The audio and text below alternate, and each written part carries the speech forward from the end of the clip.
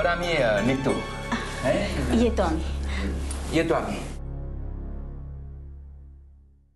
थांबा थांबा थांबा. अहो लाखो रुपये लग्न खर्च, मान सन्मान, अहो काय काय म्हणून मुलीचे आई वडील देत नाहीत. अहो हल्ली हुंडा देणं आणि घेणं ही एक समाजाची फॅशनच होऊन राहिलेली आहे. माझ्या या बोलण्याचा तुम्हाला नक्कीच राग आला असेल नाही का?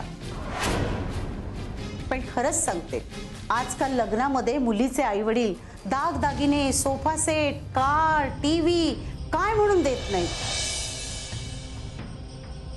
अहो तुम्हाला सांगते की लग्नात एवढा खर्च करतात की त्या लग्न खर्चात 1-2 महिने पुरी अर्धी मुंबईचे लोक 2 वेळचं जेवण करू शकतील.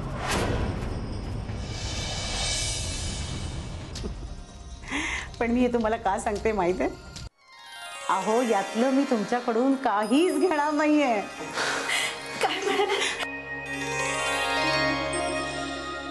यातलं मी तुमच्याकडून काहीच घेणार नाहीये. अहो खरंच सांगते, काहीच घेणार नाहीये. रेणुका देवी, आमच्याने जितकं शक्य होईल तितकं आम्ही करू. आमची मुलगी सुखाने राहो हीच आमची इच्छा नाही का? हो. पण एक गोष्ट लक्षात ठेवा, लग्नात आमची इज्जत आणि मान सन्मान हे राहील ह्याची तुम्ही काळजी राखा. कारण आमचा जर मान सन्मान तुम्ही ठेवलात आणि हे लग्न अगदी आठवणीत राहील असं जर साजरं केलं तर मला फार आनंद. आम्ही सर्व तो प्रयत्न करूच. आम्ही पुढच्या तयारीला लागतो. हो येतो आम्ही. येतो. लागतो म्हणून काय सांगताय? लागा लागा लवकर लागा. आमचा सदानंद म्हणजे ना अगदी. येतो आम्ही. या या. चल. चला चला.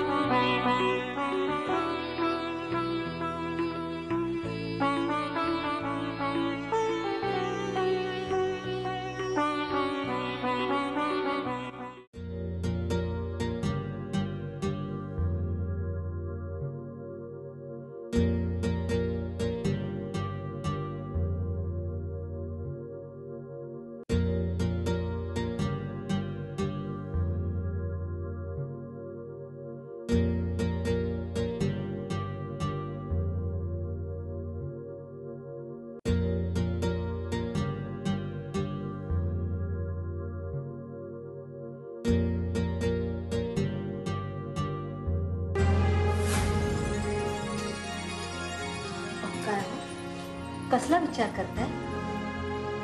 काय नाही, मुलीचा बाप होणं किती अवघड असतं हे समजतं ना. अहो तुम्ही असं का समजताय? मुलगा असो किंवा मुलगी, मुलांचे 4 हात करणे आपले कर्तव्य नाही का? मला सगळं मान्य आहे का? पण मान सन्मान, आठवणीत राहणारं लग्न कसं करू? अहो राणीचे बाबा, आपण अंतरून बघून पाय पसरायचे. वाटलं तर आपण त्यांना विचारू. काय विचारणार आहेस तू? मंगल कार्य बुक करू का? किती माणसांचं जेवण बनवायचंय? कुणाला काय काय मान सन्मान द्यायचा आहे? नवरदेवाचा मान सन्मान काय असायला पाहिजे? हे सगळं तू विचारणार आहेस का? अहो पण मग आपल्याला अंदाज कसा यायचा?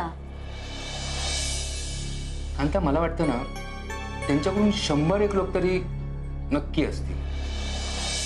त्यांचं जेवण, टेंट डेकोरेशन, दागदागिने, व्हिडिओ शूटिंग, डीजे, हे सगळे मिळून 2 लाख नक्कीच लागतील. 2 लाख? इतके रुपये? म्हणजे त्यांचं म्हटलेलं खरं ठरणार? हे लोक असेच असतात. काय करावं काय समजत नाही. हो मी काय म्हणते, आपण दुसरा मुलगा बघितला तर? अगं पण त्यांना हे स्पष्टपणे सांगणार कोण? तुम्ही म्हणाल तर मी सांगेन ना, मी बोलेन ना त्यांच्याशी. नाही नको, एवढ्यात नको. मी बघतो काहीतरी प्रयत्न करू.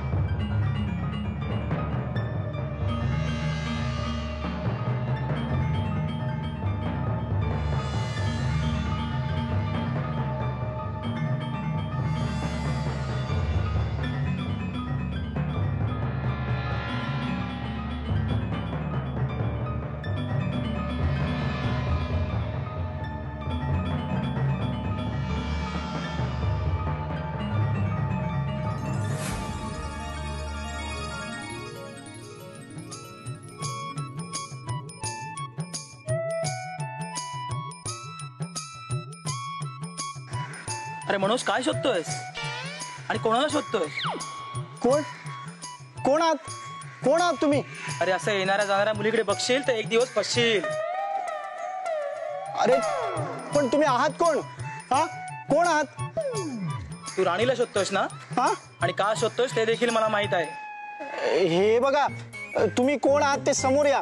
मी कोणाला घाबरत नाही. हा कोण आहात तुम्ही? अरे पण तुझ्या आईबाबांच्या म्हणण्याप्रमाणे मान सन्मान आणि झगमगीत लग्न राणीच्या घरातले करू शकत नाही. कोण आहात तुम्ही? हा हे बघा, समोर या. मी कोणाला घाबरत नाही. हा समोर येऊन बोला ना. अरे ते फार महत्वाचं नाहीये.